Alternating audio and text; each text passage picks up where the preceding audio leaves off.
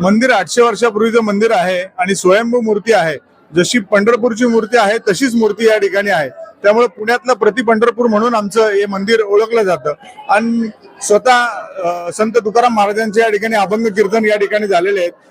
तुकाराम महाराजांचे चिरंजीव नारायण महाराज यांनी जो पालखी महोत्सव सुरू केला तर तेव्हापासून ही पालखी या ठिकाणी येते आणि आम्ही विश्वस्त मंडळी या ठिकाणी आमचं भाग्य समजतो की माऊलींची आणि पालखीची सेवा करण्याची संधी आम्हाला मिळते.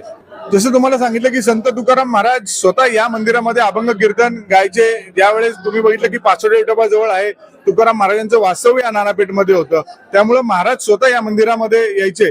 जसं तुम्हाला सांगितलं की निवडुंगाच्या झाडाखाली जी मूर्ती स्वयंभू मूर्ती आहे त्याच्यामुळं या मूर्तीमध्ये ते वाईब्स आहेत की डायरेक्ट परमेश्वराशी आपण कनेक्ट होऊ शकतो. म्हणून या ठिकाणी आणि लोकांची दुःख जी काय आहे, लोकांना या ठिकाणी आल्यानंतर एक आनंद मिळतो, त्यांची दुःख दूर होतात, म्हणून या मंदिरामध्ये वास्तव्य होतं. म्हणून नारायण महाराजांनी ज्यावेळेस पालखी महोत्सव सुरू केला तेव्हापासून पालखी या ठिकाणी आहे.